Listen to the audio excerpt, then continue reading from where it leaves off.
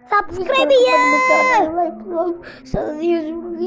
നിങ്ങൾ വിചാരിക്കേണ്ട തന്നെ എങ്ങനെയാണ്. അപ്പം എൻ്റെ ആരോ ചാനൽ ഹാക്ക് ചെയ്ത് കളഞ്ഞു. എൻ്റെ ആരോ ചാനൽ ഏതോ ഒരു ചെറുക്ക വന്ന് ഹാക്ക് ചെയ്ത് കളഞ്ഞ്.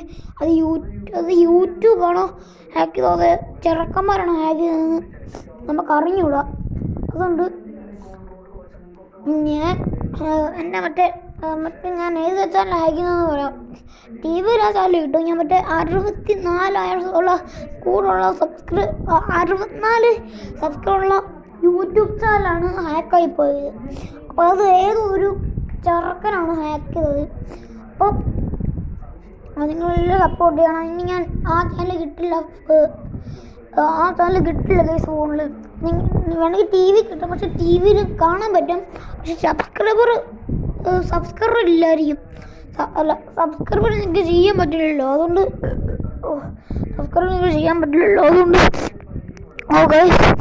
ഞാൻ കരങ്ങിട്ട് ആ മൂവിയിൽ നിന്ന് ഇതൊക്കെ വന്നിട്ടാണ് ഞാൻ.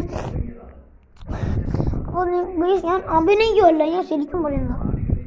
അപ്പം നിങ്ങൾ എല്ലാവരും സപ്പോർട്ട് ചെയ്യണം. അപ്പം നിങ്ങൾ എല്ലാവരും സപ്പോർട്ട് ചെയ്യണം. ഞാൻ ദേവിയോട് നിങ്ങളോട് പറയാം, നിങ്ങൾ സബ്സ്ക്രൈബ് ചെയ്ത്. ഞാൻ എത്ര പറയണം, ഈ 6 സബ്സ്ക്രൈബ് മാത്രമേ എടുക്കുന്നുള്ളൂ. ഞാൻ വഴക്കിട്ടുമല്ല. നിങ്ങൾ മര്യാദ സബ്സ്ക്രൈബ് ചെയ്യുക. സബ്സ്ക്രൈബ് ഇല്ല നിങ്ങൾ മര്യാദയ്ക്ക് സബ്സ്ക്രൈബ് ചെയ്യണം. അപ്പോൾ പുതിയ വീഡിയോ ഗുഡ് ബൈ.